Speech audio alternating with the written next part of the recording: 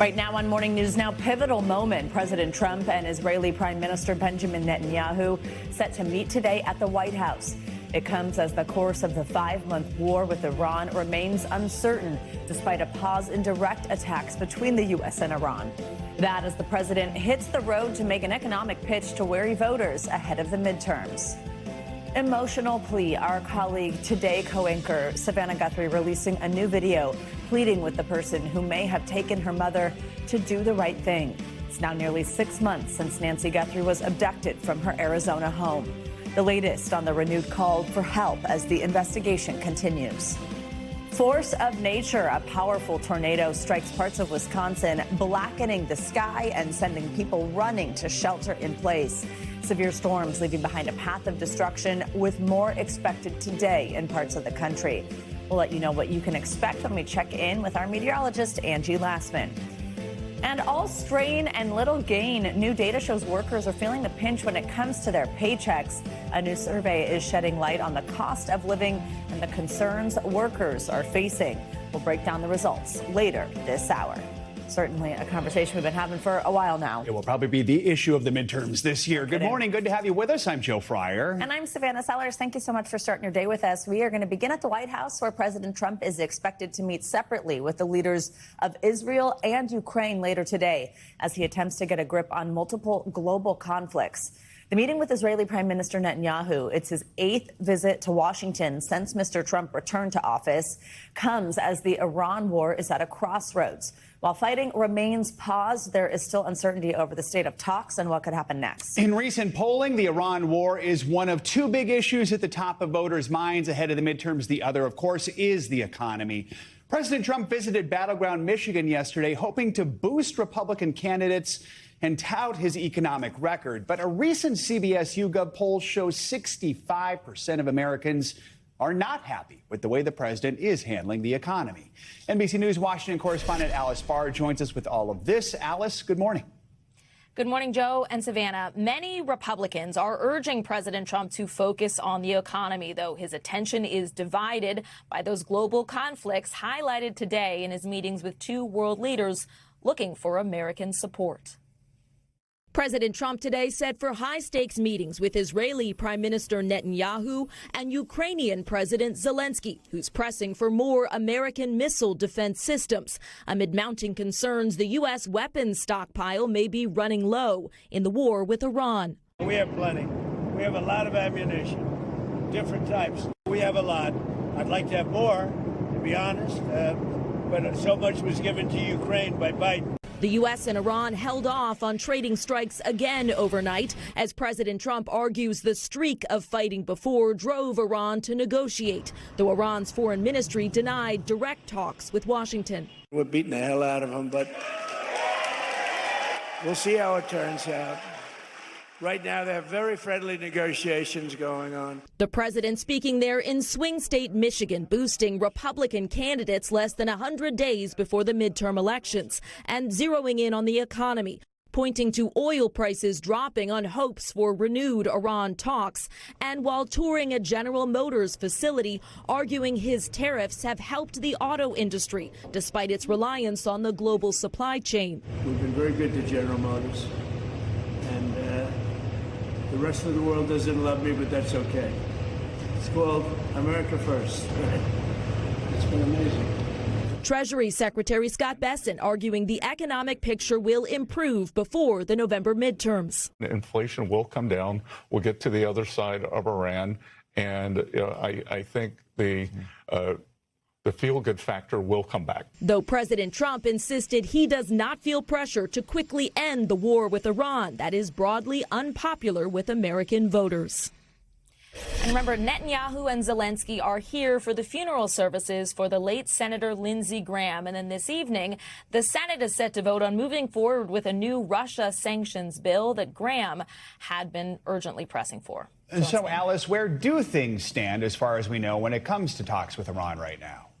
A lot of back and forth, a lot of different ways to kind of spin this. The Associated Press is now reporting, according to two regional officials, that mediators led by Qatar and Pakistan have been making progress in trying to restart direct U.S.-Iran talks and getting the two sides to get back to that interim ceasefire deal that fell apart as the fighting, of course, restarted. But there are also signs of the war broadening. Saudi Arabia says it's been shooting down drones fired by Iran-backed Houthi rebels.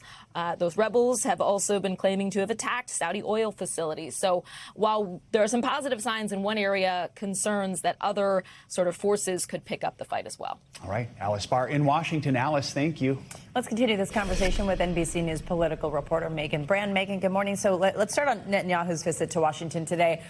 We mentioned this, but no other world leader has visited the president at the White House more than the Israeli prime minister. But this is coming at a time right now where there is this growing friction between them because the president has been critical of Israel's assault on Lebanon. We're also seeing U.S. public support for Israel continue to fall. Tell us about that and what's at stake today.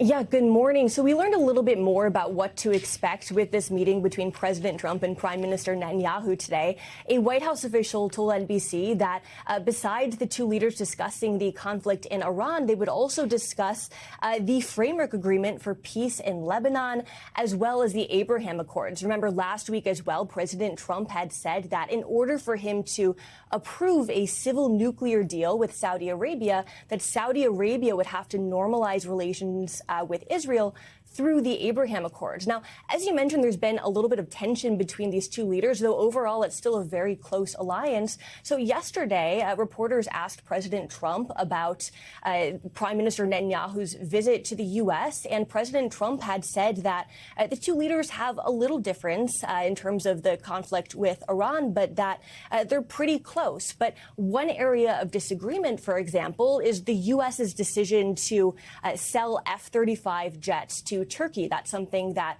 Prime Minister Netanyahu has opposed, but President Trump yesterday told reporters that nobody tells me what we should be selling or not. And, you know, again, just to take a step back here, this also comes as there is no indication that the war could potentially be coming to an end soon. This month, the U.S. conducted nearly 2 weeks of consecutive strikes on Iran. Iran, meanwhile, has targeted ships in the area as well as U.S. targets. And there are also concerns about potential the rising toll as well and potential future deaths after 4 U.S. service members were killed just this month, guys. Megan, let's get to some other political news. We got a health update from Kentucky's Republican Senator Mitch McConnell. He's been in the hospital in a rehab center for more than a month. What are we learning?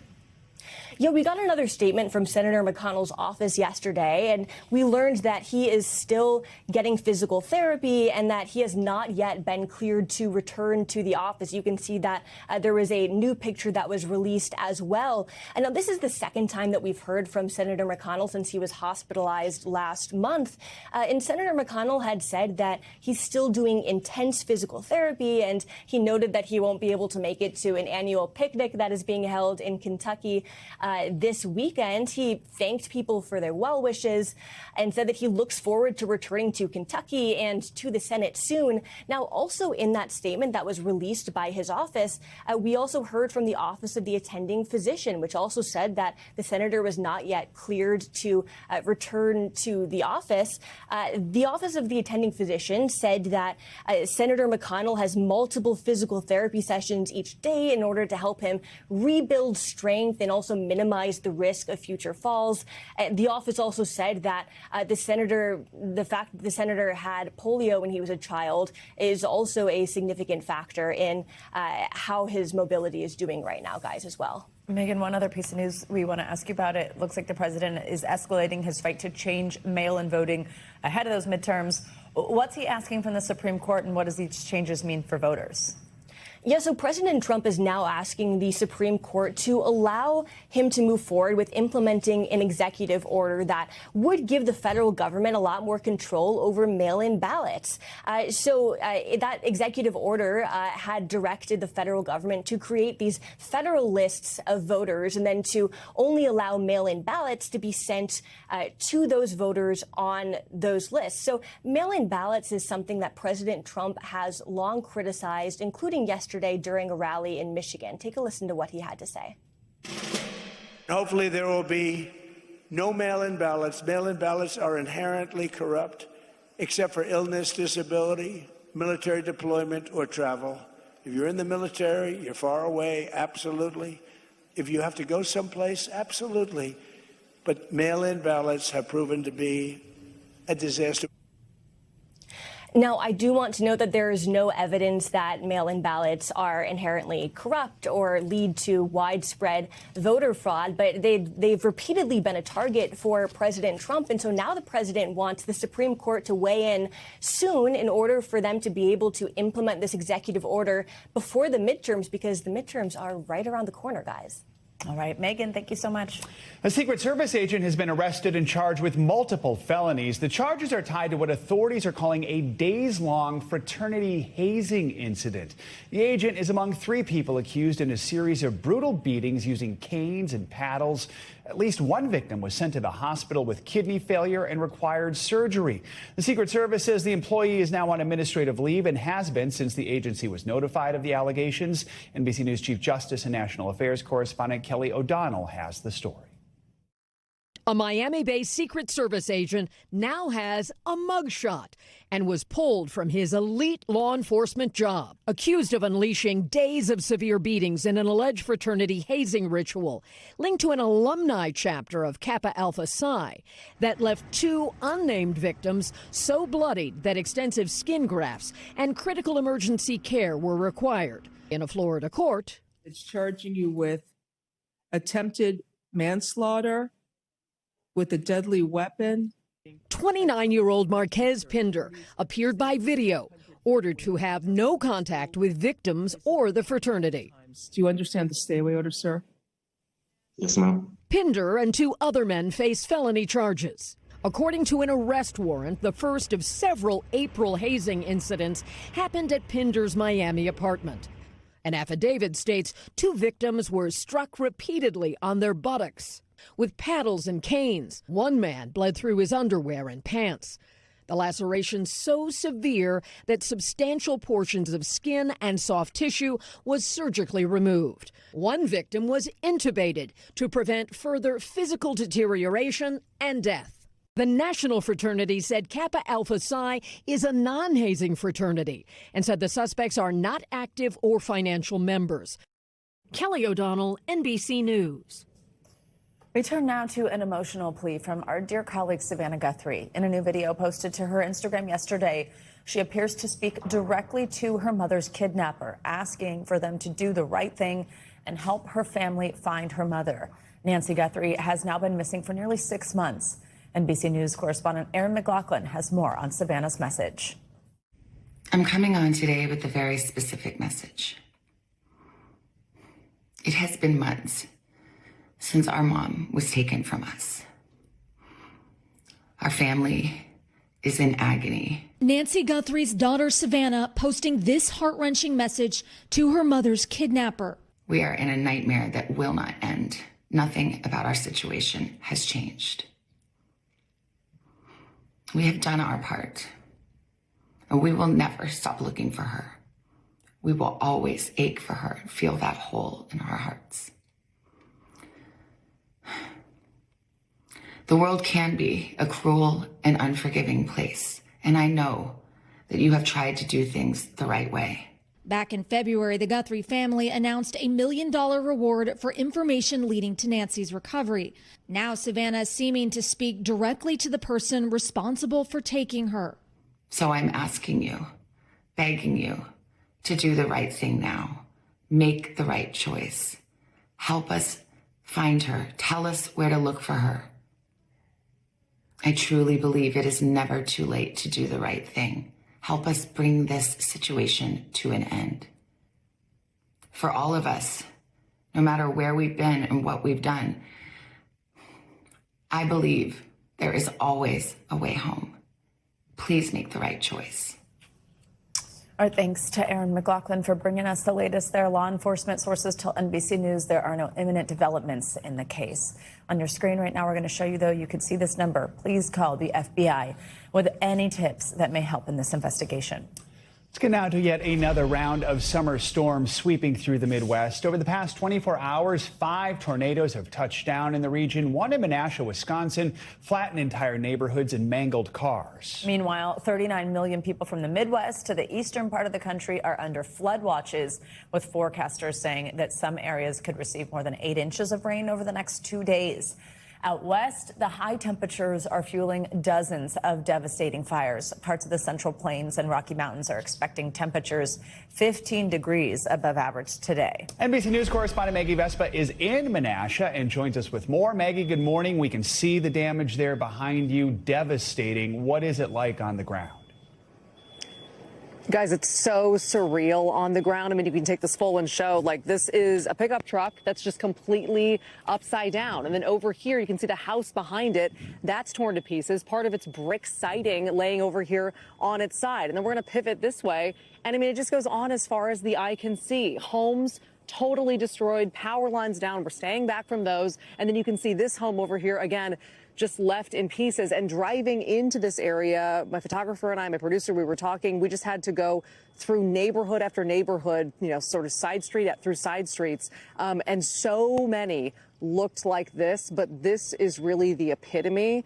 It's wild when you see it up close, guys. One miraculous note, though, we just got from authorities here on the ground in Menasha, in this city specifically, they don't have any reports of any serious injuries or deaths, which is so miraculous. It's incredible when you see the destruction for yourselves. And Maggie, we know your home, Chicago, saw intense rain and hail as well. Talk us through the impacts there. Yeah, definitely, guys. It was like bands of sheeting rain that roared through kind of mid-afternoon yesterday. So the same system that brought this reported tornado to Menasha, like the southern end of it, just really brought intense storms, thunderstorms, flooding at times, crazy hail into parts of suburban Chicago. And then I want to point out, last night, our viewers might have seen, we were in Downers Grove, Illinois, and there was a particularly stunning emergency going on there with 2 contractors stuck in an underground storm drain. The details, authorities aren't saying exactly why they were down there or what exactly happened that got them stuck down there, but it was obviously happening. They got stuck mid-afternoon around the same time that those crazy rains and floods roared in. Emergency crews worked for hours to get them out, and we got an update overnight. They were able to rescue one of them, but the other one, they say, is still missing in that underground storm drain system. And they say the conditions with all of that water made it, quote, extremely dangerous. And they said now, tragically, guys, they're in more of a recovery mission than a rescue mission. So again, we're still waiting on details as to how exactly that happened. But suffice it to say, the storms absolutely did not help, and definitely just a stunning tragedy in the suburbs of Chicago. No doubt. Certainly some heartbreaking news there. Let's talk about what's happening out west with the wildfires there. Just how widespread is it right now? Is there any sense on when crews might be able to even start to get a handle on them? You know, they're not growing as rapidly as they were early on, which is always a good thing, but that by no means means that the battle is over. I mean, in Oregon alone, there are close to 36 wildfires. That state's having its worst wildfire season in years. We still have the wildfires burning in Canada, and we have the possibility, it looks like based on weather patterns, that we'll have more smoke plumes traveling south from those. We saw a lot of that last week, in the last couple of weeks, as you saw. Again, Chicago was hit hard with that. Now we're looking at more of kind of the northern Great Plains and even the southern states that could see their air quality take a dip as the result of all of these wildfires that are still raging. So again, they've kind of turned a little bit of a corner, but this is just a devastatingly hot, dry summer, and they have a long road ahead, guys. Yeah, a long fire season still to go. Maggie Vespa in Menasha, Wisconsin. Maggie, thank you. Well, Europe has a natural disaster crisis of its own. Fire crews in both Spain and France are trying to get the worst wildfires in decades under control. Reporter Connor Gillis from our UK partner Sky News has the latest from Madrid. Connor, good morning.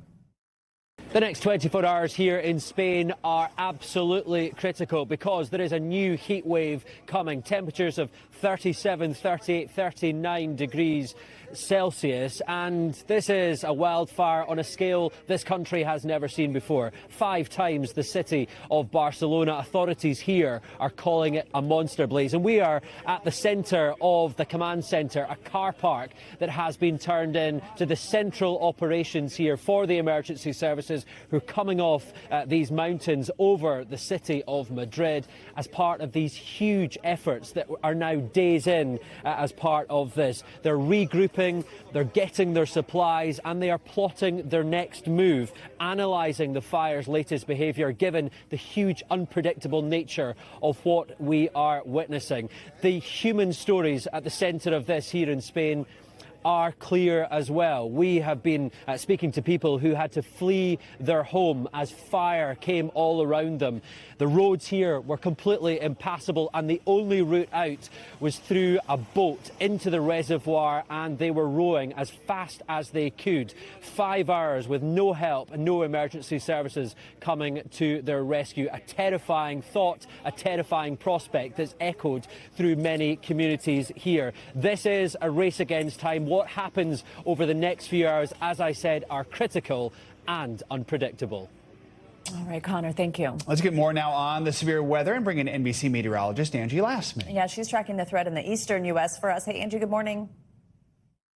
Hey there, Joe and Savannah. Good morning to you. We've got another active day ahead of us. You can see still on the radar some showers, some thunderstorms kind of working to the east, moving into parts of the northeast and the mid-Atlantic for those hot spots today of where you'll see the most active weather. We've already got 39 million people under flood watches stretching from Massachusetts down through Maryland. We will continue to see that flood threat through at least the day today as these kind of training thunderstorms stay in the forecast for us this Tuesday. Notice that the area that we're most concerned about does have New York right in that bullseye. We'll see that slight risk extended across parts of New York and stretching south. Philadelphia, Atlantic City included in that, as well as Columbus across parts of Ohio. Meanwhile, we're going to see potentially anywhere from 2 to 3 and up to 5 inches of rain when this is all said and done through at least Thursday. This is multiple days that we're going to have to deal with this kind of ongoing flooding threat, likely to cause some travel delays. We saw a whole lot of those yesterday, so on the roads and at the airports, something to watch for, specifically on the roadways, urging folks not to drive through those flooded roads. We've got that life-threatening flooding possible across much of the Northeast through the day today. As far as the severe weather, 32 million people stretched across the mid-Atlantic, Washington, D.C., Roanoke, Charlotte, all included in that. Wind gusts look to be the main threat. And on top of that, of course, the temperature is really getting your attention across parts of the South. We've got that dangerous heat with actual temperatures surging into the triple digits and feels like temperatures like 112 in Little Rock. We've got 103 for what it'll feel like in Wichita later today, 110 for New Orleans. The potential for record highs in the picture through at least the next couple of days across the midsection of the country and parts of the Southwest. Notice 92 tomorrow in Minneapolis, but feeling like 95. That heat continues, really feeling very summer-like as we roll through the end of the work week and into the weekend. 99 on Thursday and Friday in Tulsa. We get back to those low 80s in St. Louis by the time Saturday rolls around. Otherwise, big picture look through your day today. We'll see plenty of sunshine across parts of the Midwest and across the West, but that heavy rain in the picture across the Rockies. Back to you. All right, Angie, thank you so much. Much more to come here on Morning News Now. Later this hour, a new survey out pulling back the curtain on workers' pay and their worries about inflation. We'll break down the numbers and share their concerns. But at first, a big development this morning in the Idaho College murder case. We'll bring you the latest. Stay with us.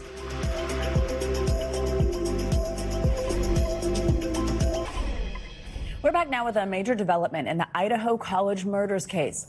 Brian Koberger, who is serving 4 consecutive life sentences, is now seeking to withdraw his guilty plea and overturn his conviction.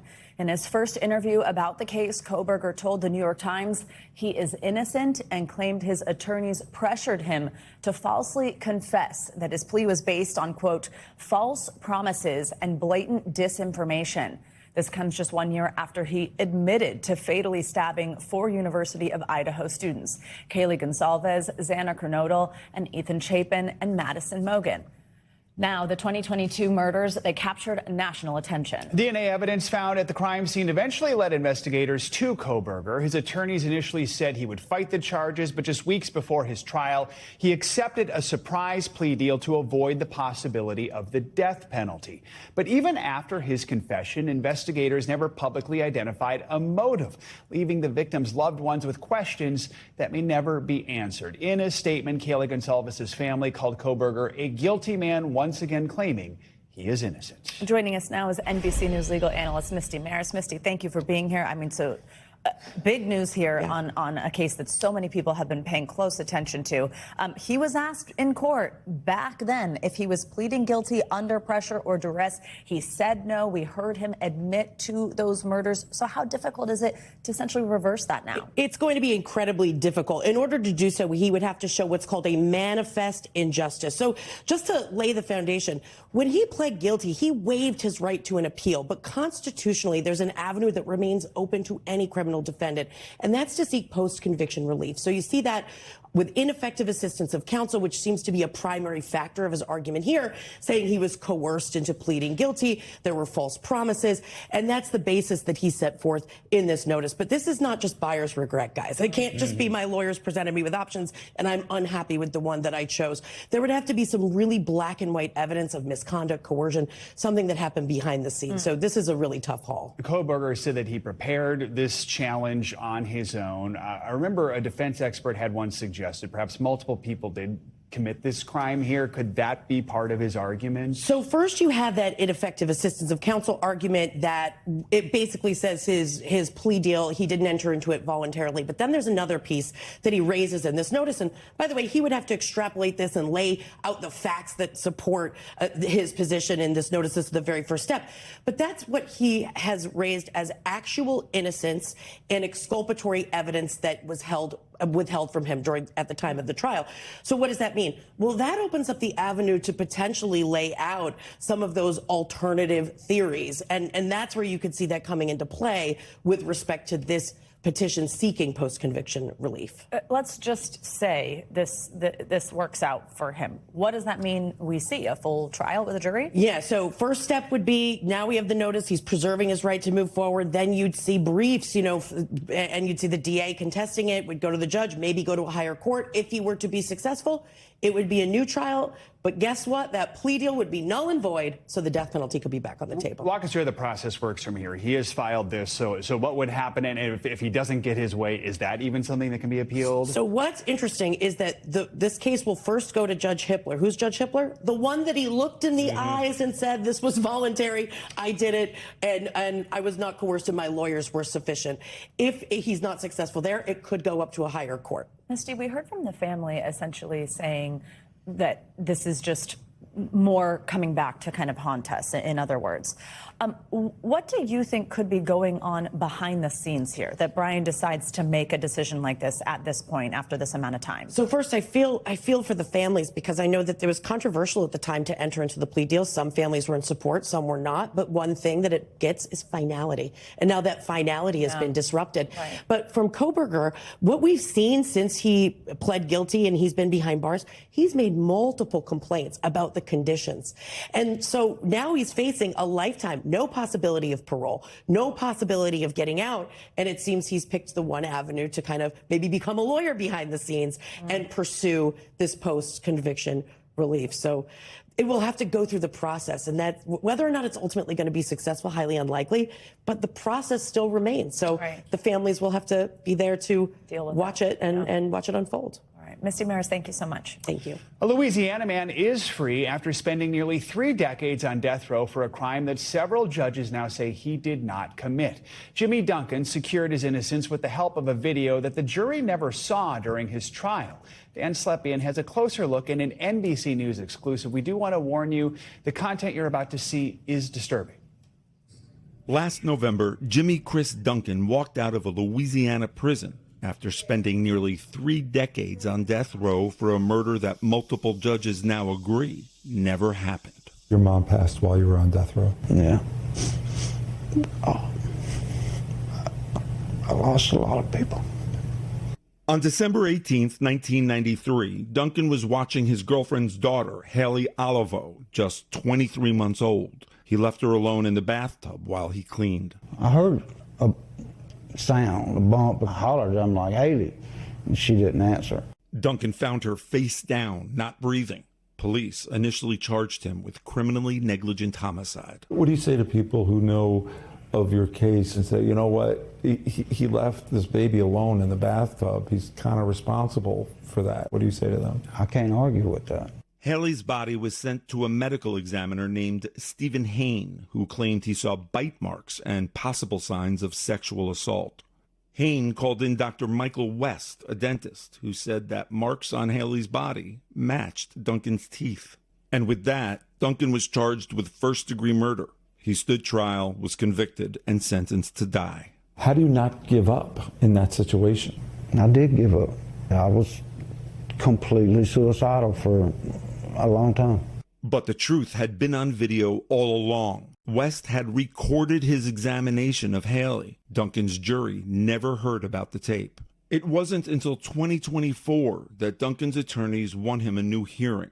It was granted by Judge Alvin Sharp, who agreed to play the tape in court. So you hadn't seen it before the hearing started? I absolutely hadn't seen it. Absolutely hadn't seen it. This is the first time that Sharp, now retired, is publicly speaking about Duncan's case. A warning, the video of a dead toddler in a morgue is difficult to watch, so we've concealed some of it. At the beginning, Haley's face appears blemish-free. 5 minutes in, the camera turns off. When it resumes the next day, bruises are visible. West then presses the mold of Duncan's teeth into Haley's body, roughly 50 times. I was aghast. I'm left in a state of consternation, total consternation. Is it fair to say that Dr. West is manufacturing and creating the evidence on this child's body? He's absolutely creating marks on that baby's body. West has said he wasn't creating any marks, that the tape shows him comparing Duncan's dental mold to marks he claimed were already there. The hearing revealed even more evidence Duncan's jury never knew. Haley suffered seizures before her death. In the end, Judge Sharp concluded Haley drowned in the bathtub. He found no evidence of sexual assault and vacated Duncan's conviction.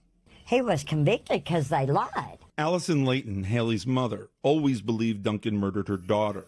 Seeing the video changed that. They railroaded this man. They fabricated evidence. They desecrated my daughter and videotaped it. Why would they videotape themselves doing that? I think they were advertising.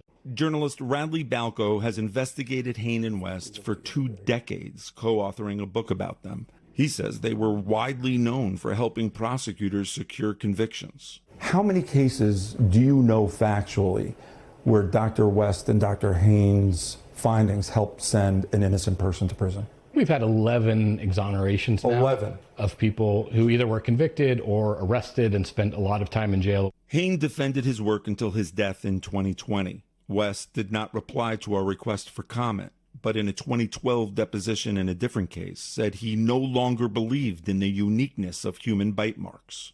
Duncan is free, but what remains is an unknown future, and the little girl who never got one. Do you still carry Haley with you? Yeah, always.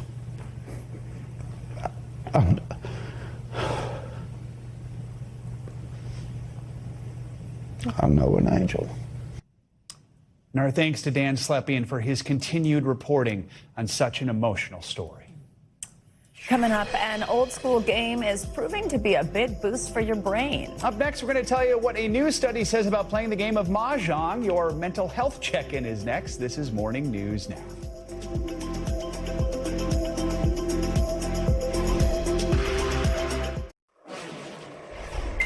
Time now for our weekly mental health check-in. We are diving into the popularity of mental health topics on social media. Now there are questions about whether all that online talk is actually making problems worse offline. Also, researchers say an ancient game may hold some modern brain benefits. Licensed marriage and family therapist Dr. George James joins us now with that and more. He is the author of I Give Myself Permission, Take Risks, Be Imperfect, Live Boldly. Dr. James, always good to have you with us. So we're going to start with this research psychologist writing for the New York Times saying the popularity popularity of mental health content online is actually leading people to mistake normal emotions for mental illnesses. It's obviously okay to not feel your best every day.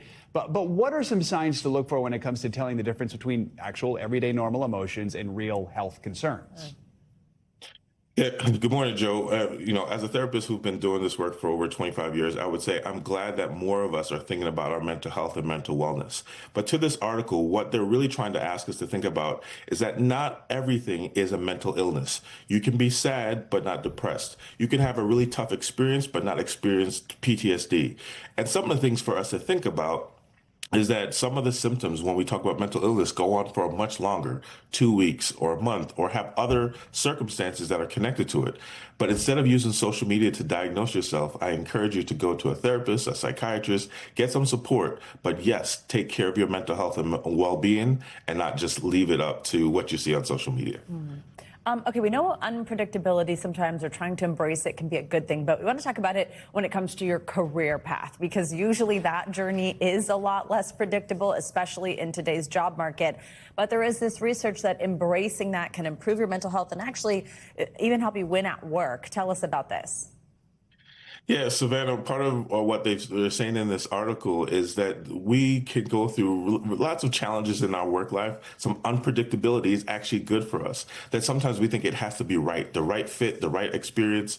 But the unpredictability teaches us what we actually need or like and what is meaningful in our work. And therefore, we can realize it doesn't have to be one thing, but it can be something that is important to us that we select, and we learn how to deal with uncertainty along the way. Let's play a little game here. We're going to shuffle the tiles. There's a new study that says the traditional Chinese game mahjong is linked to some big brain benefits. I did a story a couple of years ago on how Gen Z is really helping to revive the game here in New York City. We're seeing this all over. I remember doing it and thinking, oh, I'm totally going to keep playing this. Never played it again.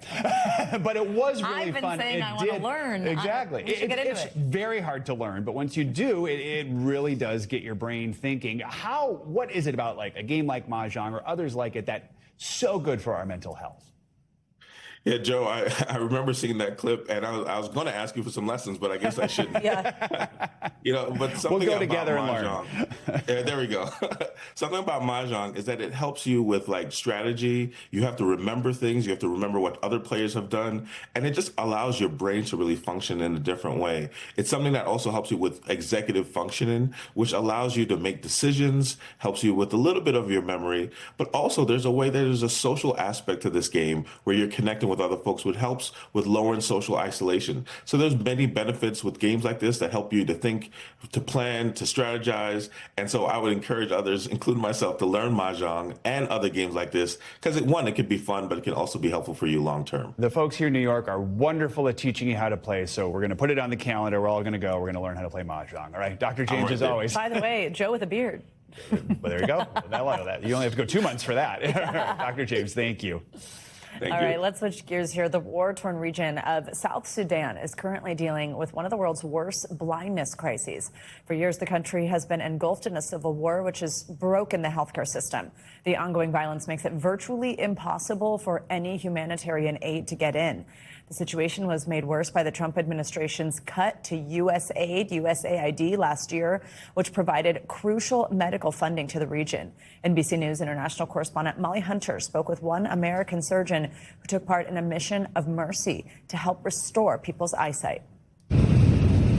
Flying into the Abyei region is no easy journey. The small oil-rich territory between Sudan and South Sudan has endured years of ethnic conflict. Tens of thousands displaced, childhood malnutrition has soared, and without a functioning health system or enough trained doctors, South Sudan has one of the highest rates of blindness in the world. But for 2 weeks earlier this year, a rare window, a local ceasefire made way for a team of doctors to go in, including American Dr. Lloyd Williams. Because of all those security problems in that area, there's been no eye care there really at all in the last 20 years or so. An eye surgeon from Duke University, he's been making trips like this for more than a decade. This year, more than 8,000 people registered for care. Among them, 15-year-old Nyan Luk Deng. After an illness left her blind in one eye, then the other, she hasn't been able to see for more than a year. She's coming with her dad, hoping cataract surgery can change that. You have this kid laying on a table in front of you and you're looking down into their eyes that are completely white. And you think to yourself, if I do a good job, this person's going to be able to see for the rest of their life. Dr. Williams says cataract surgeries like this are incredibly cheap to do in the field, costing about $30 a surgery. But most of these people, he adds, have never had access to an eye doctor. South Sudan relies heavily on foreign aid to support its healthcare system, though U.S. funding plummeted after the elimination of USAID, down 61% from 2024 to 2025.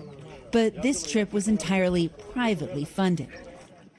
And here, the moment Nyanluk has been waiting for. A moment Dr. Williams witnesses again and again here. His team performed more than 1,000 cataract surgeries during the 10-day trip. Even though you know like what you did and the science behind it, it still feels kind of miraculous when you take the bandage off. 40 minutes away, Nyanluk walks home to her family's thatch-roofed hut. Her mom races out to greet her. It was God's plan you would be healed, her mom says. Next year, Nyanluk will return to school, she says, thanking the doctors who made this possible. And she already knows what she wants to be when she grows up, an eye doctor. Molly Hunter, NBC News. Coming up, it is no secret that folks across the country are feeling the impact of inflation this summer. A new survey is now putting those worries into perspective. When we come back, we'll break down the data, how much of America is concerned about costs, and how they're making ends meet. That's next.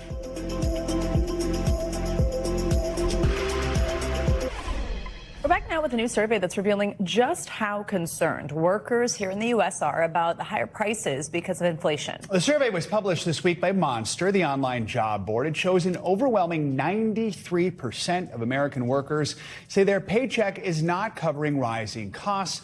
That's leading many people to search for other ways to make ends meet. For more on this, let's bring in Chief Business Editor of People Inc. and Editor-in-Chief of Investopedia, Caleb Silver. Caleb, hi there. All right, so this comes from Monster's 2026 Cost of Living Report. Walk us through what the survey tells us, just this overall opinion here on these rising costs. Yeah, most people say that their pay is not keeping up with inflation because it's actually not. 7% say they got an inflation-adjusted increase last year. Just 7% saying their raises are actually matching inflation. 85% say they're dipping into savings. 71% say their raise, again, was below inflation, and they're seeking higher-paying roles. But this is very difficult when it's hard to get a higher-paying role and costs continue to rise, especially on the needs. Not necessarily the wants, but the needs for everyday living.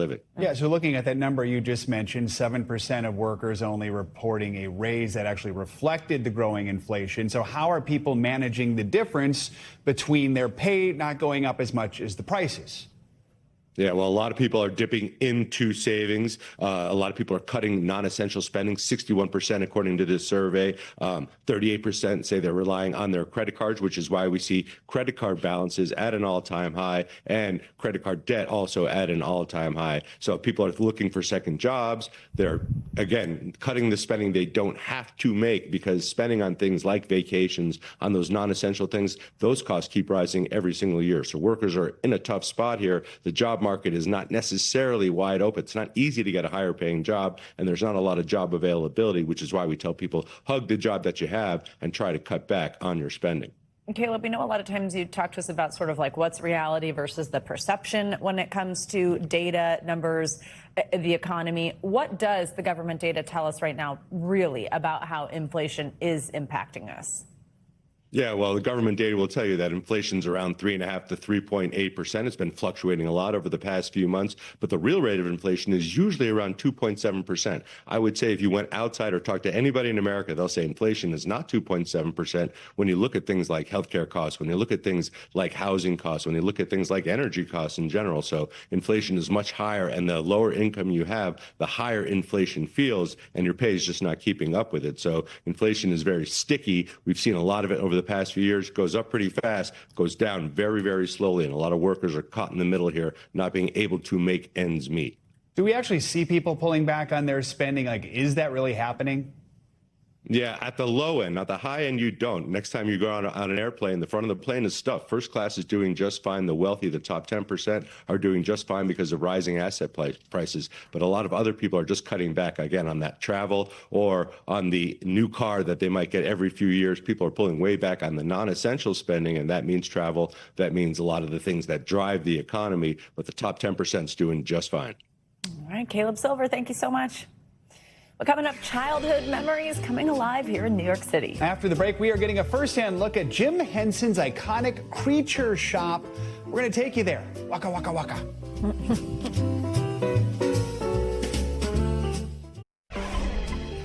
We're back with an inside look at a place that is all about fun. Jim Henson's Creature Shop. The iconic workshop has created some of the most memorable characters and moments in TV history. Well, after 6 decades, it's pulling back the curtain. Visitors can now experience the magic of puppet making firsthand. Today, co-anchor Al Roker takes us inside the iconic studio for a special tour. Puppeteering is a really special skill, but building a good puppet, that is a really exciting process. That process, from sketching, stitching, to styling, takes center stage here at Jim Henson's Creature Shop in New York City. Continuing the legacy of the famous puppeteer who brought iconic characters to life, like the Muppets to those on Sesame Street. His love of the art form now passed down to his 5 children, including Cheryl Henson. I would imagine, growing up with a dad like Jim Henson, that you had a really interesting childhood. I loved my childhood. There were always projects going on. We learned so many different skills and crafts. It was what we did. What does creating, building, designing a puppet do for you? Well, I feel like a puppet can be so many different things. And there are a lot of people who are really shy, like myself, and it's hard to perform. What's really special about puppetry is that it's not you, it's the puppet. So you can be all different kinds of characters. Earlier this year, the historic workshop, which has been operating since 1963, started giving tours to the public, pulling back the curtain on the secrets and skills needed to build these familiar faces. When people come here, do you watch them to see their reaction, and what do you see? The emotional connection that people have to the characters. There's this sense of, oh, my friend. That's probably what's so special about this place, is that for a lot of us, this is their childhood. I got a first-hand look from Melissa Creighton, director of the Creature Shop. These are all different types of materials that we use. Used to build a puppet. Yeah, and so it would be like, this is usually what a head is made out of, this type of foam. And then we have these hard foams that we would make maybe props or like a structural costume. Thank you very much. You see here rod puppets, which has rod arms like that, and then this would be a live hand puppet over here. These are all our different materials organized by type and by color. All the furs you've got. Let's just say I got a little animated. I ain't got nobody. Here's looking at you, kid. I can wear this in a meeting now with Craig and go to sleep. With some fun discoveries leaving me in stitches. When they say don't play with your food, they obviously didn't have this in mind. We need this at 30 Rock. So an AM is an anything Muppet. It's just a blank puppet that can be featured and refeatured to be anything. And then we would go to the eye drawer. The eye drawer? Oh my gosh. That is wild. And then noses. The walkthrough featuring artists in action. Today, Jason Weber is dyeing furs to get the perfect color. Do you think people will have a greater appreciation for the artistry? I would like to think so, to get a little glimpse of what goes behind it. It's kind of magical in its own way. And of course, I couldn't leave without trying my own hand at puppeteering with these peepers. So when people come to the tour, they get a peeper. Sure do, and they get some lessons. And so they get to keeper the peeper? Keeper the peepers. Finders peepers, losers weepers. Gotta hand it to me. Very funny. I mean, everybody becomes a kid once you are there, and you really get to see just how much actually goes into building puppets. Tours are available on weekends through September. Back to you.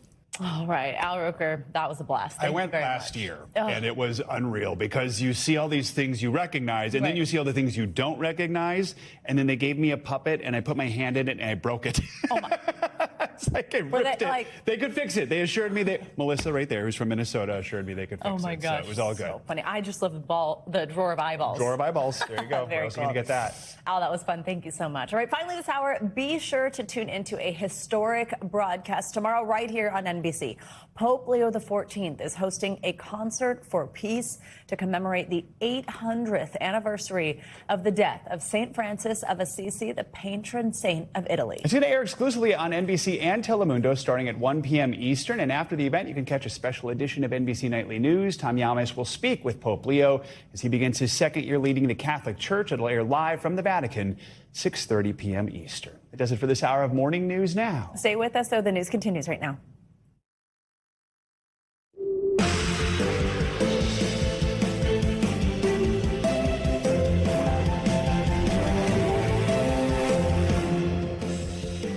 Good morning. Thank you for joining us this Tuesday. I'm Savannah Sellers. I'm Joe Fryer. Right now on Morning News Now, states of emergency. We are tracking a massive severe weather system tearing across parts of the Northeast with millions potentially in the path. The storm creating utter destruction. Take a look at this terrifying tornado caught on camera, flattening whole neighborhoods in Wisconsin. Cars and trucks strewn across highway roads. The danger is not over yet. Your full forecast coming up. Also this morning, President Trump's diplomacy dance on full display both in Washington and abroad. Overnight, the U.S. pausing direct attacks on Iran after nearly 2 weeks of violence. Well, back home, the commander-in-chief's schedule is packed. He's got high-stakes meetings with Ukraine's Volodymyr Zelensky and Israel's Benjamin Netanyahu, that one yielding a chillier-than-usual D.C. reception upon arrival. We are covering it all in just a moment. Plus, the heartbreaking new plea from our Savannah Guthrie, now taking to Instagram, appealing to the alleged abductor of her mother, Nancy Guthrie, one-on-one. Our family is in agony, so I'm asking you, begging you, to do the right thing now. Make the right choice. More of her emotional message and the latest from law enforcement nearly 6 months after Nancy was taken. And later in the hour, you could call it the summer of the shark. Reported sightings soaring, and not just here in America, but across the globe. What experts seem to think is behind it all and how you can stay shark smart while enjoying what Mother Nature has to offer. We've been saying it's a sharky summer. The sharkiest summer. So there you go. But don't worry, the odds are low. We'll dig into it in a little bit. Let's begin this hour with the latest round of severe summer weather that's making its way across the country. Overnight, at least 5 tornadoes were reported in the Midwest, leaving a path of destruction across the region. We are seeing scenes like this one in Wisconsin and Illinois. Entire neighborhoods destroyed as the strong winds ripped roofs off of homes and flipped cars and trains. This comes as a dangerous global heat wave refuses to let up as it's fueling wildfires both here in the U.S. and across Europe. NBC News correspondent Maggie Vespa is in Menasha, Wisconsin with the latest. Maggie, good morning. Hey there, here on the ground and up close. I mean, this is just so surreal and so gut-wrenching to see. This is a pickup truck that's just flipped upside down. This house is completely destroyed. You can see part of the brick foundation there laying on its side. And then it just goes on as far as the eye can see. It's like home after home completely destroyed. This one over here in pieces. Authorities here in Menasha say somewhat miraculously, when you look at this, they have no reports of any serious injuries or deaths, thankfully, but this as the effects of severe weather are being felt far and wide. This morning, devastation in Wisconsin after an apparent monster tornado tore through the Appleton area. It's definitely tornado. Leaving entire neighborhoods flattened. This is really bad. And mangled vehicles scattered across this highway. There it goes. The monster twister. Part of a powerful system that slammed multiple states. Those are like golf balls. Dumping large hail and bands of heavy rain on the Chicago area and causing travel headaches. Passengers waiting in long lines at Chicago O'Hare as delays and cancellations piled up. The ceiling even leaking inside from the heavy rain. In suburban Downers Grove, crews raced to save 2 contractors swept up in storm drains. This morning, local authorities say one was rescued and hospitalized in good condition, while the other remains missing. Officials say the water conditions made the search extremely dangerous. Meanwhile, wildfires are raging in multiple states here in the U.S. It's kind of hard to hear that people you've known and loved most of your life have lost everything. And overseas, more fast-moving fires forcing more than 300,000 evacuations across Spain, Italy, and France. Back here at home, another day of sweltering heat set to roast more than 100 million Americans amid a relentless summer of severe weather. Now, another big issue, and this might not surprise you looking around, is power outages. Hundreds of thousands without power, especially across Illinois and Wisconsin. So today, getting that restored will be just the first step in obviously a long road to recovery. I'll send it back to you. All right, Maggie, thank you. Let's get a closer look now at your morning news now weather. Meteorologist Angie Lastman joins us now. Angie, good morning. Hey there, Joe and Savannah. Good morning to you. We've got another active day ahead of us. You can see still on the radar some showers, some thunderstorms kind of working to the east, moving into parts of the northeast and the mid-Atlantic for those hot spots today of where you'll see the most active weather. We've already got 39 million people under flood watches stretching from Massachusetts down through Maryland. We will continue to see that flood threat through at least the day today as these kind of training thunderstorms stay in the forecast for us this Tuesday. Notice that the area that we're most concerned about does have New York right in that bullseye. We'll see that slight risk extended across parts of New York and stretching south. Philadelphia, Atlantic City included in that, as well as Columbus across parts of Ohio. Meanwhile, we're going to see potentially anywhere from 2 to 3 and up to 5 inches of rain when this is all said and done through at least Thursday. This is multiple days that we're going to have to deal with this kind of ongoing flooding threat, likely to cause some travel delays. We saw a whole lot of those yesterday. So on the roads and at the airports, something to watch for, specifically on the roadways, urging folks not to drive through those flooded roads. We've got that life-threatening flooding possible across much of the Northeast through the day today. As far as the severe weather, 32 million people stretched across the mid-Atlantic, Washington, D.C., Roanoke, Charlotte, all included in that. Wind gusts look to be the main threat. And on top of that, of course, the temperature is really getting your attention across parts of the South. We've got that dangerous heat with actual temperatures surging into the triple digits and feels like temperatures like 112 in Little Rock. We've got 103 for what it'll feel like in Wichita later today, 110 for New Orleans. The potential for record highs in the picture through at least the next couple of days across the midsection of the country and parts of the Southwest. Notice 92 tomorrow in Minneapolis, but feeling like 95. That heat continues, really feeling very summer-like as we roll through the end of the work week and into the weekend. 99 on Thursday and Friday in Tulsa. We get back to those low 80s in St. Louis by the time Saturday rolls around. Otherwise, big picture look through your day today. We'll see plenty of sunshine across parts of the Midwest and across the West, but that heavy rain in the picture across the Rockies. Back to you. All right, Angie, thank you. Well, at the White House, President Trump is hosting the leaders of Israel and Ukraine separately, with the fate of several major global conflicts up in the air. That includes, of course, the Iran war, where fighting remains paused for what the U.S. says is to give talks a chance. All this as President Trump attempts to reassure voters over the economy in battleground Michigan. NBC News senior White House correspondent Gabe Gutierrez has more. Hi, Gabe. Good morning. Hi, Savannah. Good morning. 2 high-stakes meetings scheduled here at the White House today. President Trump sitting down separately with Ukrainian President Volodymyr Zelensky and Israeli Prime Minister Benjamin Netanyahu. He's had a complicated relationship with both of them during his second term, and now 2 wars hang in the balance.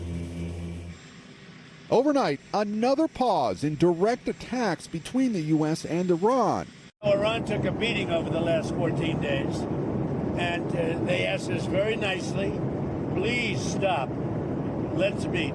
And that's what we are right now. Still, Iran-backed militias have been attacking American allies, threatening to escalate a wider war across the Middle East. President Trump downplaying concerns of depleted U.S. weapons stockpiles. But we have a lot.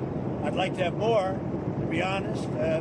But so much was given to Ukraine by Biden. Today in Washington, he's meeting with Ukrainian President Zelensky and separately with Israeli Prime Minister Netanyahu as he tries to contain multiple global conflicts. Still, the potential for renewed talks with Iran is causing oil prices to drop again. The president seizing on that during a trip Monday to Battleground, Michigan, now less than 100 days before those crucial midterm elections. It's really amazing. They always try and blame me for high prices. A recent poll shows nearly 2/3 of Americans disapprove of President Trump's handling of the economy. But the president touring a General Motors testing facility, arguing his tariffs have helped an auto industry that relies on a global supply chain. It's amazing what tariffs will do for General Motors. The rest of the world doesn't love me, but that's okay. It's called America First. As for those higher gas prices driven by the Iran war, the president insists. As soon as the war is over, you're going to see a big drop. Also today here in Washington, what's expected to be an emotional memorial service for the late Senator Lindsey Graham. He was, of course, very outspoken on both the Ukraine and Iran wars, so much so that both Zelensky and Netanyahu will attend the service at the National Cathedral. President Trump is expected to deliver a eulogy. Savannah. All right, Gabe, thank you. Let's talk more about Netanyahu's visit to the White House with NBC News International correspondent Matt Bradley, who's here in Washington. So, Matt, no other foreign leader has visited President Trump more in his second term than Netanyahu, but relations, as we've seen, have become more strained over time. Tell us just why this visit might be frostier than normal.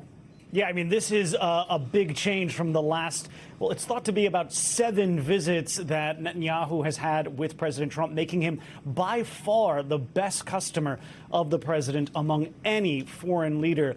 He's been coming back and forth, but this is the first time that the prime minister is going to be meeting with President Trump since both America and Israel attacked Iran. Now, that has really set the entire Middle East on a collision course with some real problems and gridlock throughout the region.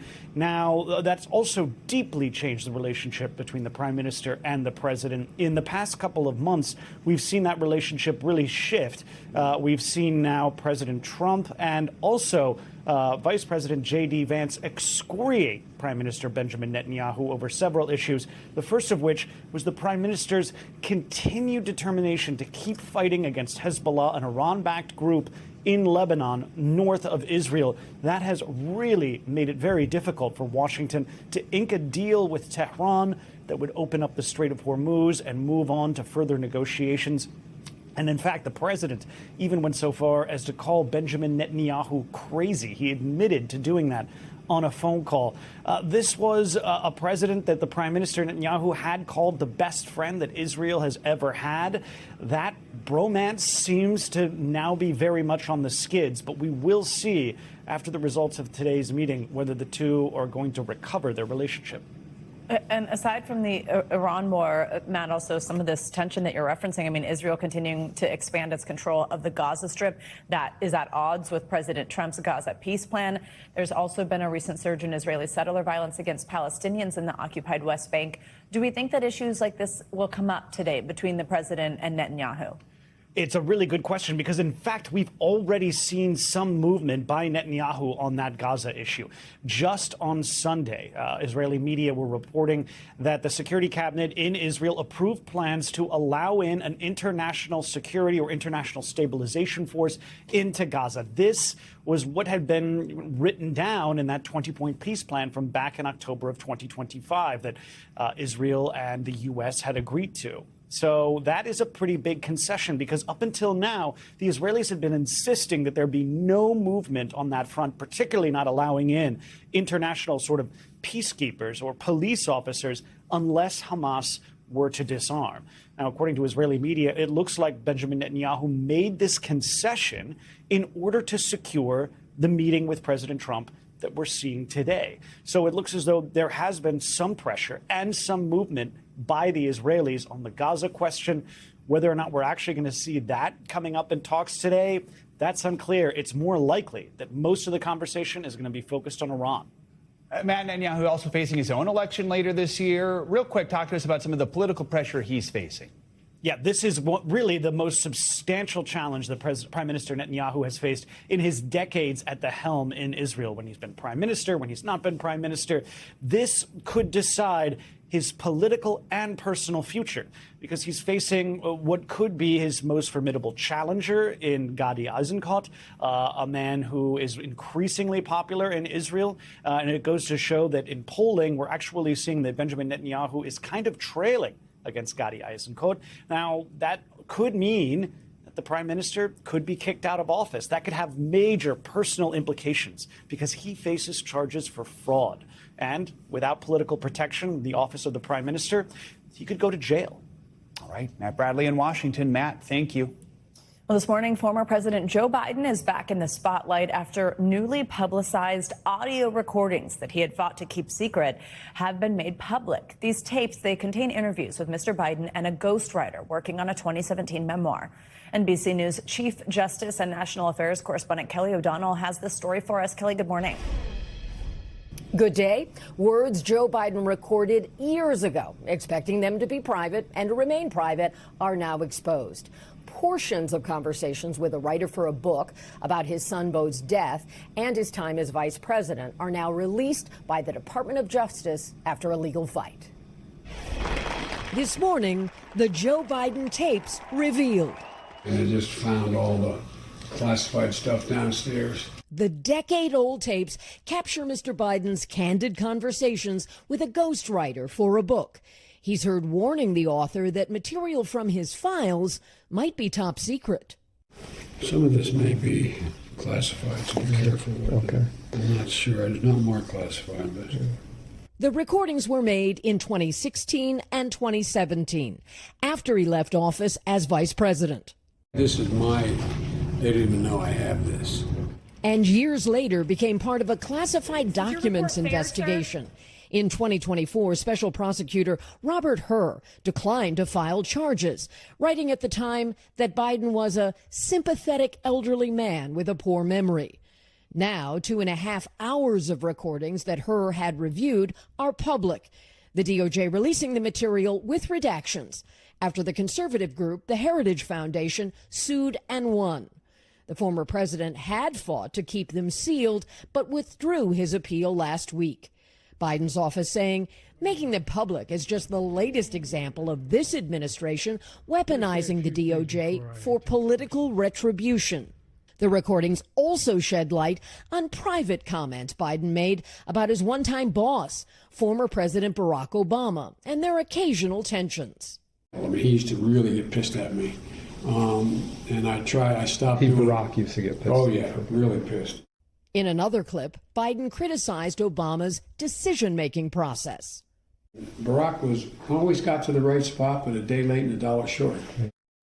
Overall, there were about 70 hours of these tapes. 2.5 hours are public. DOJ released the portion that had been reviewed by the special counsel in the investigation of classified documents. Biden's office said he had provided that audio to the special counsel on the condition they remain private, but legal challenges resulted in this disclosure.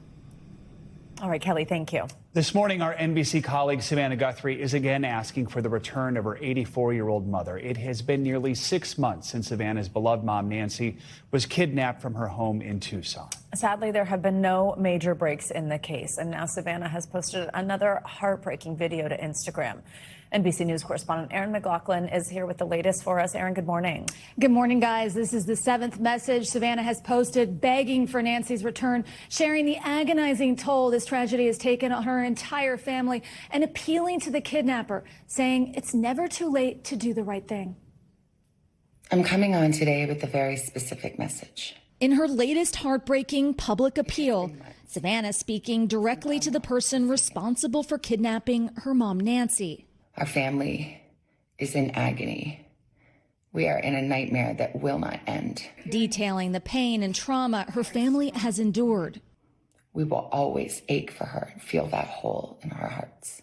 In the nearly 6 months since Nancy was taken from her home in Tucson, the family has continued to ask for help finding their mom. Nothing about our situation has changed. We have done our part, and we will never stop looking for her. Now Savannah sending a message. The world can be a cruel and unforgiving place, and I know that you have tried to do things the right way. So I'm asking you, begging you, to do the right thing now. It's been over a month since she last addressed her family's anguish on the Today Show set. I wanted to just take the opportunity to ask people to beg people to come forward. Somebody knows something. Overnight, the Pima County Sheriff, who's been heading the investigation, said the case is still very active. We have so much DNA to sort through. We have so much in terms of video evidence to look at. So I'm still positive that we're going to resolve this case. In the last communication from the FBI earlier this month, they said over the course of the investigation, they've received several ransom notes, adding that it continues to be investigated as a kidnapping for ransom case. Savannah said in an interview with Hoda earlier this year that her family believes 2 of the ransom notes were legitimate. Now Savannah making it clear she hasn't given up hope. I truly believe it is never too late to do the right thing. For all of us, no matter where we've been and what we've done, I believe there is always a way home. Please make the right choice. It's not clear why Savannah decided to release this message now, but it could be a response to a potential new line of communication. Experts say the language appears to be pointed at whoever committed the crime, though law enforcement have not provided any major public updates in the investigation recently. Erin, thank you so much. Appreciate the update. Thank you. Now let's get to the cyclospora outbreak. Cases in Michigan, they've surged past 9,200, and that is up more than 1,000 since just Friday. The growing outbreak has now affecting 9 states and is prompting many Americans to rethink how they shop for produce, with more consumers turning to locally sourced foods. NBC News correspondent Jesse Kirsch joins us with the latest. Jesse, good morning. Savannah, good morning to you. Michigan, the state at the center of this concerning outbreak, just saw another spike in cyclospora cases. And at this point, it's not clear if any of those new cases are part of the multi-state outbreak, but at minimum, they are yet another reminder of the risks that are changing how people shop and eat. With many Americans already concerned and even changing what they eat, this morning cyclospora infections are surging yet again. Michigan reporting more than 9,000 cases in that state alone. Just when I start to think that I'm getting better, my symptoms come back. The spike coming as the FDA and CDC keep looking into a major 9-state cyclospora outbreak, which authorities have connected to Taylor Farms iceberg lettuce sold at Taco Bell. Right now, it's not clear how many of the new cases are part of that cluster, but Michigan is the outbreak's epicenter. Taylor Farms voluntarily recalled the lettuce in question. Extra saucy. And Taco Bell says it pulled the affected ingredient from its supply chain.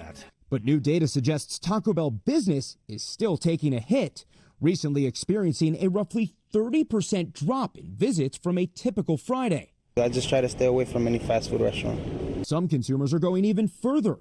According to a new survey, 4 in 10 Americans say they are now buying or eating less produce because of the cyclospora outbreak. We've been skipping eating definitely iceberg. We haven't had any romaine either, actually. And any greens that we're having, we're cooking. Some consumers may keep looking for those products, specifically from local farmers markets. We had 158 heads of romaine last week. We were sold out within 2 days. Yesterday, between 30 and 40. And we were sold out 10 minutes before the market started. I think that consumers, they really want to know what's in their food supply. Dan Bruner is co-founder of Market Wagon, an online farmers market and food delivery business serving much of the country. He says they've seen a 56% surge in new customers amid the cyclospora outbreak. The food is coming from one place. It's not being mixed in a central aggregation facility and chopped up and put into bags there. So with lettuce in particular, I think that's a big win for the consumer to have that confidence. While we do keep seeing more cases being announced, the CDC says it can take up to 6 weeks from the time someone's infected to when their case is officially reported. In other words, newly announced cases are not necessarily brand new infections. Savannah? All right, Jesse, thank you. Now to the stunning new developments in the 2022 murders of 4 University of Idaho students. Bryan Kohberger is seeking to withdraw his guilty plea and overturn his conviction. In his first interview about the case published yesterday, Kohberger told the New York Times that he is innocent and claimed his attorneys pressured him to falsely confess. DNA evidence found at the crime scene eventually led investigators to Kohberger. His attorneys initially said he would fight the charges, but then just weeks before his trial, he accepted a plea deal and was sentenced to 4 consecutive life terms. The development comes as a new Netflix docuseries about the case is set to be released, featuring new interviews with members of the victims' families.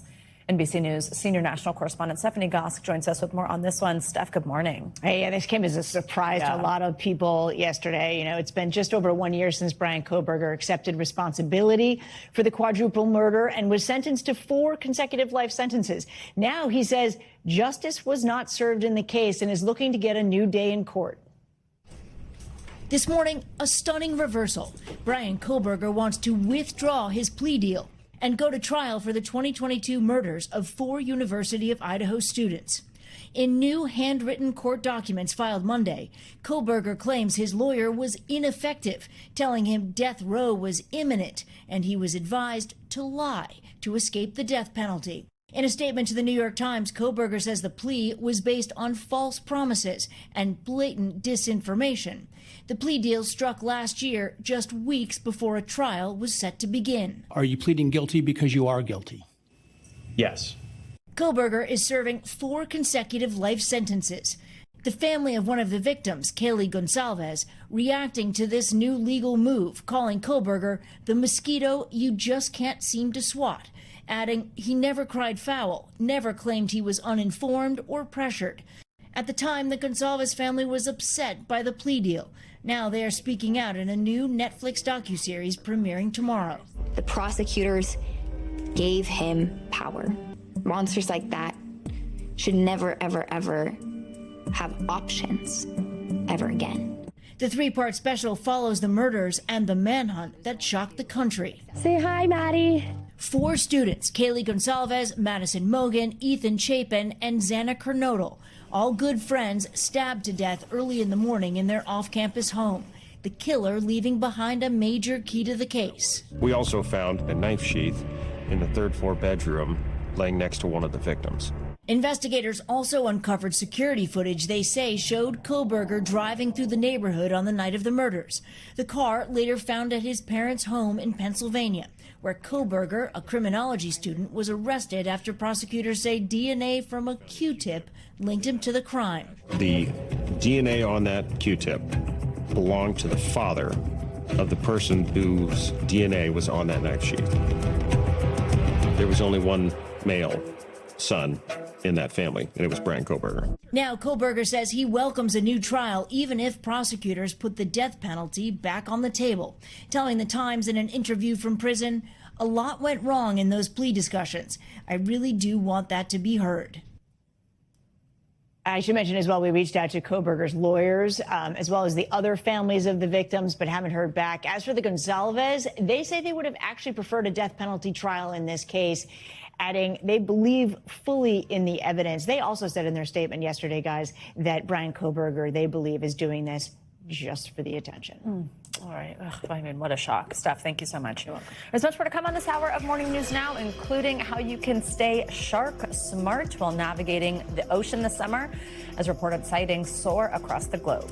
First, though, after the break, a massive 7.1 magnitude earthquake rocking southern Japan. We'll have the latest next.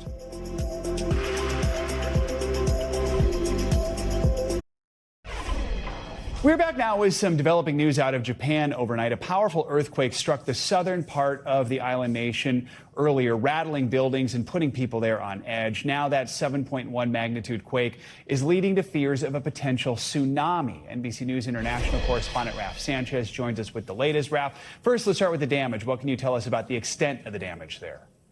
So, Joe, this powerful quake striking the Kumamoto region in southern Japan about 4:30 p.m. local time. A lot of parents were out picking their kids up from summertime activities. And we are now getting a sense of the scale of the destruction here. A lot of roads, a lot of bridges have been damaged. People have been told to stay off the roads if they can. You can see just the scale of the shaking there.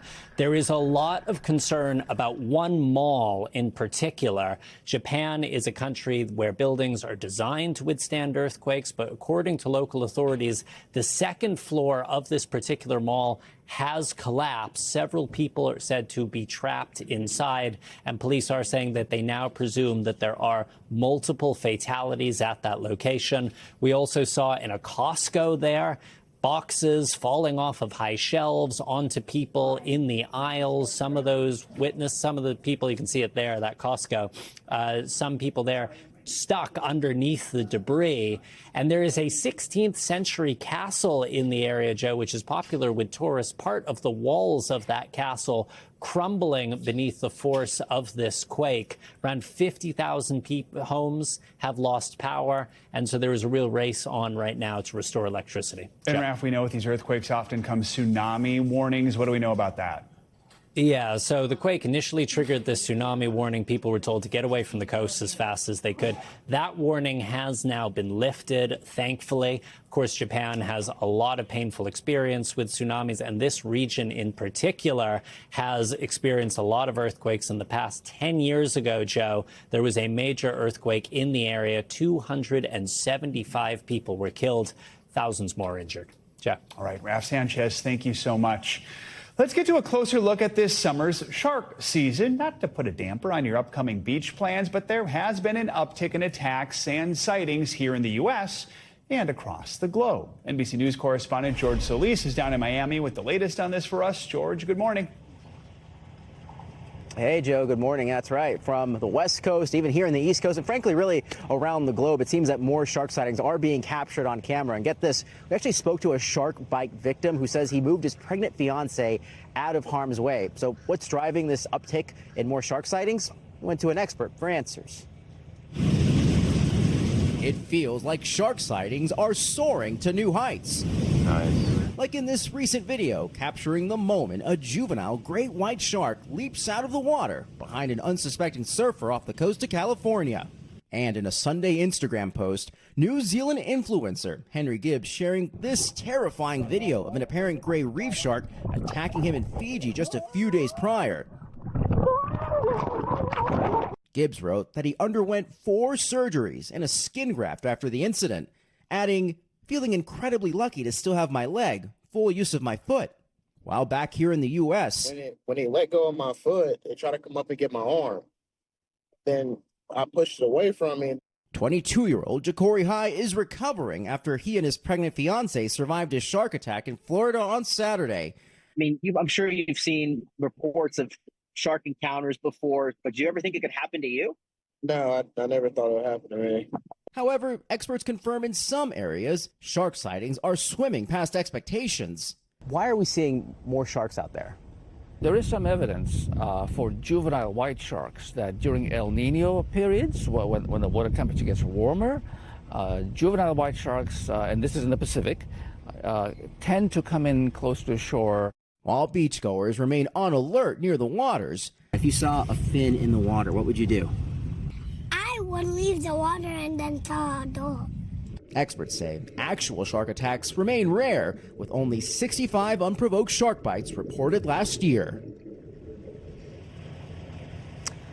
Yeah, and our shark expert really underscores just how rare these shark bites are. He says you're actually more likely to fall off a bike, more likely to get in a car crash, more likely to get struck by lightning. Still, though, if you're going to get in the waters, of course, it's a good idea to be shark smart. If you see a fin, clearly get out of the water and possibly avoid getting into the water around early morning or early evening hours when the waters tend to be a little bit murkier, sharks are a bit more active, and potentially looking for a meal. Joe? Good advice and some good perspective there. George, thank you so much. We're back now with a closer look at what's making news in the world of politics this morning, starting with former FBI Director James Comey, who's asking a judge to dismiss the so-called Seashells case against him. NBC News political reporter Megan Brand joins us with that and some other headlines out of Washington. Megan, good morning. Hey, Joe, good morning. Yeah, let's start with former FBI Director James Comey, who was indicted this spring over allegations that he threatened President Trump by posting a picture of seashells reading 8647. Now his attorneys are asking a judge to toss the case, arguing that no reasonable person would think that the image was a call to violence. His lawyers argued that, quote, dictionaries, context, precedent, and common sense, unquote, cut down the Trump administration's legal arguments. Now looking ahead, the Justice Department has until mid-August to respond to this push to dismiss the case. Next, let's go to the reflecting pool, which was under a microscope when that new coating began peeling up from the bottom of the pool. U.S. Olympic canoeist Davy Hearn had been charged earlier this month with damaging the pool. But in a court filing yesterday, his lawyers said that a key grand jury witness against the Olympian had testified that the pool was already damaged and in need of repair even before Hearn put his hands in the water. Hearn had pleaded not guilty, and his lawyers have called the charges outrageous. Finally, let's turn next to the SAVE Act. It is a top priority for President Trump, and it would reshape how elections operate, but it does not have enough support to pass. President Trump called on Senate Majority Leader John Thune to not let the Senate leave for August recess until the act passes. Thune, though, seemed reluctant to do that. He has repeatedly said that the bill does not have enough support in the Senate, and yesterday he said that for him, it's all about showing him a path for passage.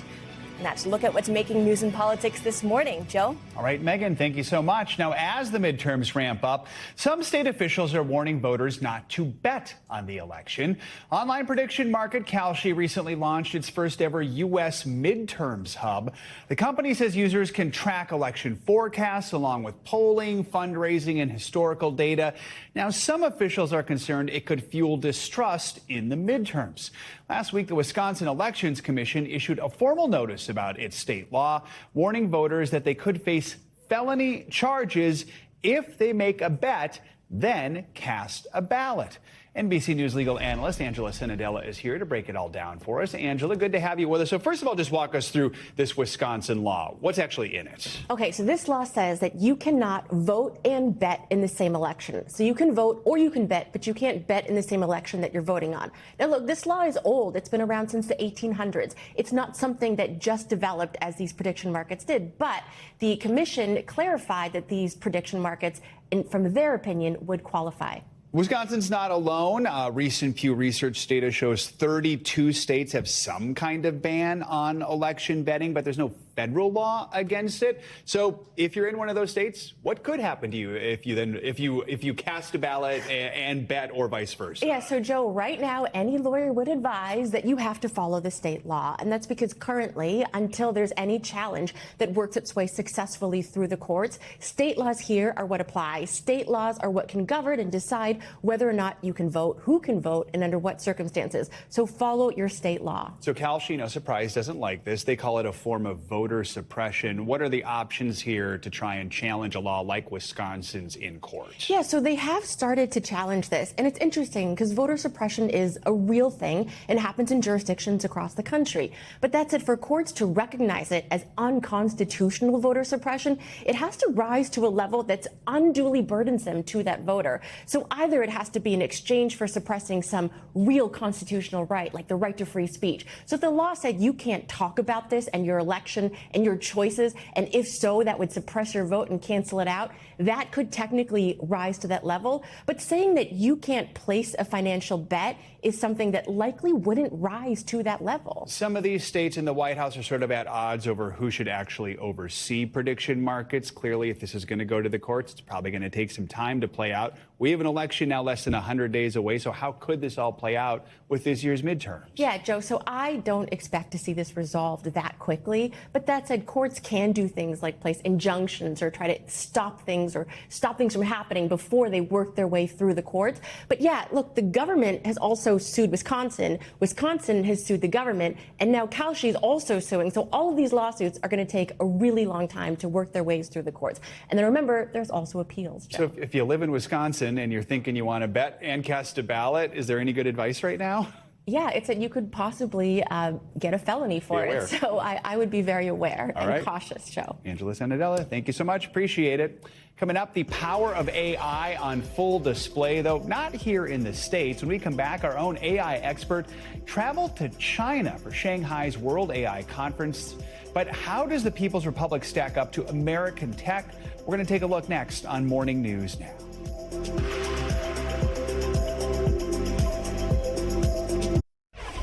We're back with China's push to challenge the U.S. and become a global leader in artificial intelligence. Hundreds of thousands of people flocked to Shanghai for the World AI Conference, including consumers, tech leaders, and government officials. The event featured more than 1,000 sessions and exhibits, giving visitors an up-close look at some of China's latest AI innovations. Chinese President Xi Jinping delivered the keynote address at the opening ceremony, promoting China's vision for more open and inclusive AI development. The message was also a direct challenge to American dominance in the global AI race. NBC News AI reporter Jared Perlow is here with more from the conference because you were actually there in Shanghai, in China, for 10 days. It ended yesterday. What stood out most to you about this? Well, it was unlike anything I had seen before. I think I describe it as equal parts trade show, rock concert, and United Nations meeting. There's something for everyone. So there's about 300,000 attendees, according to China's state media, and I was on the ground there. I would believe it. There were so many people in these exhibition halls spread out across Shanghai that the air conditioning systems just couldn't put up with it. So there were robots on display. There were racks of these different AI chips. There was just so much to kind of see about China's AI development. And they've been leading historically in the embodied AI robot space. There were robot hands. There were robots that looked like triceratops lumbering around. It was really an exciting place to be. The robots, we see videos all the time of the dancing robots. So how does just overall China's AI industry compare with Americans? Are there similarities? Are there key differences? Yeah, so historically, China's AI industry has been a couple of years behind America's, but that's quickly changing. On the eve of this conference, one of China's largest AI companies actually released a new model that, from all independent analyses, seems to go toe-to-toe with the most advanced American systems. So they definitely did that on purpose. That was right before President Xi spoke, and I was in the room for that. So everybody, there was kind of this, ripple effect. Everybody was really surprised by that. Historically, China has also really excelled in robotics. So they've had a lot more kind of embodied AI practical applications. In one of the cities I visited, there were food delivery drones flying everywhere. And this isn't some sort of gimmick. This is how people live their everyday life. You know, I could order a bubble tea, then 10 minutes later, a drone drops it off. Wow. I walk downstairs and get it. So that's kind of where China's been leading. And then America has historically been leading more on the software side, but that's also something where China's quickly catching up. So you experienced a little bit of Jetsons while you were there. Truly. Autonomous buses, everything. There you go. So you spoke with some Chinese residents there. How do they feel about the rapid growth of AI there? So that was one of the most interesting, surprising parts of going to China, because I think here in the U.S., lots of people are scared, whether they're afraid for their jobs or they're looking at the environmental impacts. That really did not show up when I was talking with people. I probably talked, with 500 different people on the ground there. People are really excited about AI in China. And of course, this is a generalization, but they say, it's a really exciting tool, whether to use in their personal life, whether to use at work. Lots of people used sorts of different tricks to access American models. That was something I thought was fascinating. But new research came out last week that's showing about 500 million people in China use AI every week. 500 million. I mean, it's just crazy. And I would talk with one 75-year-old. I went into his bookshop and I just said, do you use AI? It seemed like he, might be from another generation, might not have used it. He said, I use it every day. I use it to check on my diabetes and get the news about the world. Well, there you go. Yeah. 75 years old. So more than 24 countries have signed an agreement to start sort of a kind of like global AI coalition with China. What is it that China is hoping to achieve with this? Yeah, so that's what actually kicked off the conference. And President Xi, it was his first time speaking there, which again gives this whole event and AI more heft. So this is a new international organization. They're calling it the World AI Cooperation Organization, WACO, another acronym there. And it includes 29 different countries, including Russia, Brazil, South Africa. And they're really trying to, create a united front about thinking about how to share AI's benefits with their different citizens. So that takes shape in form of hardware. So China is now developing its own chips, trying to share its chips, but also developing educational curricula. So having Chinese AI researchers perhaps go to Brazil, go to Indonesia, and share about the latest in AI techniques so they can develop their own systems there. Clearly, China wants to challenge the U.S. when it comes to just who's the AI leader. Just big picture, why is that so important? Yeah, and I recognize, this might seem really in the weeds here, but AI is now becoming a critical national security, military, and economic issue. So I like to describe it as kind of the next electricity. Whoever controls that sorts of, that source, that means of production, I think will just be kind of the next superpower in the next couple of decades. So China sees that. China realizes that they've been a couple of years behind, and now they have all the government support going in favor of developing its AI industry, which is on display. You've been covering AI. You know it better than any of us here, but does this change anything for you going to China and sort of seeing it from that perspective? Yeah, I think there's lots of cartoonish visions. People will say, China's catching up, China's really advanced. There is so much energy there. And again, I was only there for 10 days, but I think it really does say here in the U.S., we really have one Silicon Valley. In China, there's maybe 5 to 10. So I think it really just emphasizes the fact that China is in this and they really believe this is, one of the most important technological bets they can make. All right, fascinating stuff. Thank you, Jared Perlow, for your reporting. Appreciate it. Thank you. The streets of Washington, D.C. are now turning into a racetrack as the city prepares to host the IndyCar Freedom 250 Grand Prix. It will be the first race of its kind on the National Mall, with race cars going almost 200 miles an hour down the city's iconic streets. Reporter Catalina Perez de Armignan from NBC Washington explains how crews are getting ready. We're here on 3rd Street Northwest. This is the start and finish line of the race, and construction crews are already here working to turn this course, which starts right here in front of the Capitol, into a racetrack. DC is gearing up for the IndyCar Grand Prix event that will soon turn several streets around the National Mall into a 1.7-mile-long race course. The event is just one of the many Freedom 250 celebrations the district has featured on this historic anniversary. I feel excited because I think that is the first time that we got that kind of activity here. Take a look at where the cars will be racing the weekend of August 22nd and 23rd. Down Pennsylvania Avenue over to Constitution Avenue, crossing the National Mall at 7th Street, down Independence Avenue, and then back to 3rd Street in front of the Capitol building. And if the roads weren't ready before, they probably are now after the makeover they got last week. Concrete walls and fencing will be put up to outline the tracks. In March, we heard the president of Penske Corporation, a sponsor of the event, talk about this work. Our work on the roads, putting walls and fence up, will be between 7 p.m. and 5 a.m.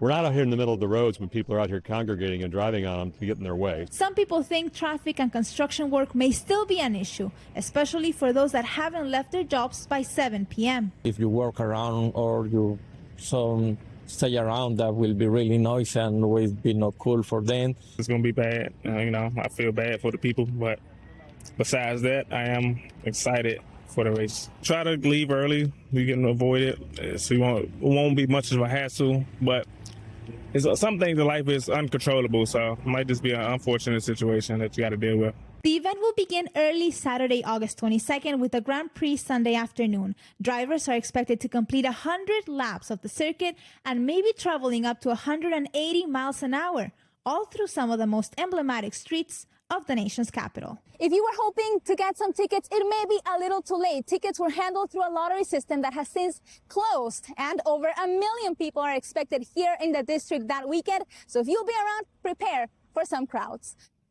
All right, our thanks to Catalina Perez de Armignan for that report. Coming up, a heartwarming tale of perseverance that's giving the phrase "a perfect match" a whole new meaning. When Morning News Now returns, we'll introduce you to one loving couple, now part of each other in more ways than one. It's next. Stay with us.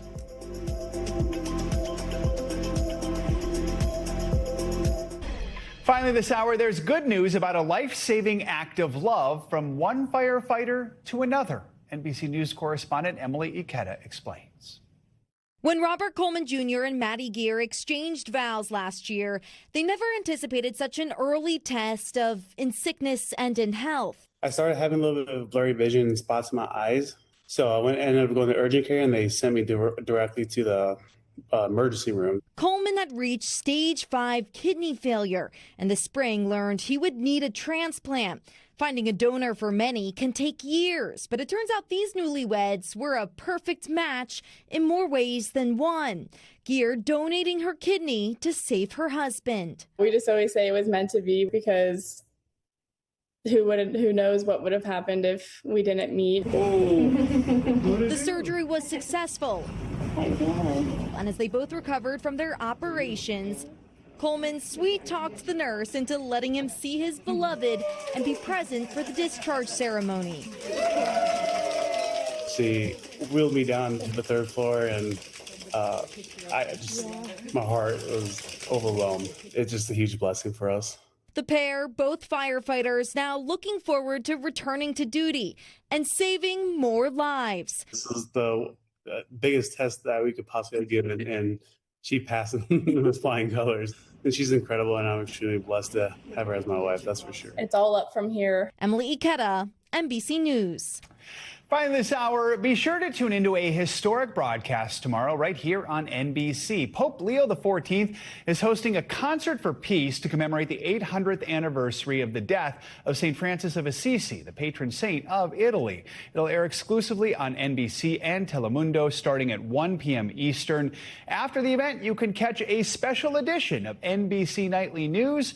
Anchor Tom Yamas will speak with Pope Leo as he begins his 2nd year leading the Catholic Church. That will air live from the Vatican at 6:30 p.m. Eastern.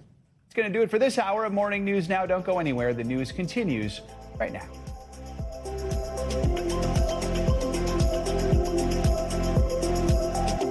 We thank you for watching, and remember, stay updated on breaking news and top stories on the NBC News app or watch live on our YouTube channel.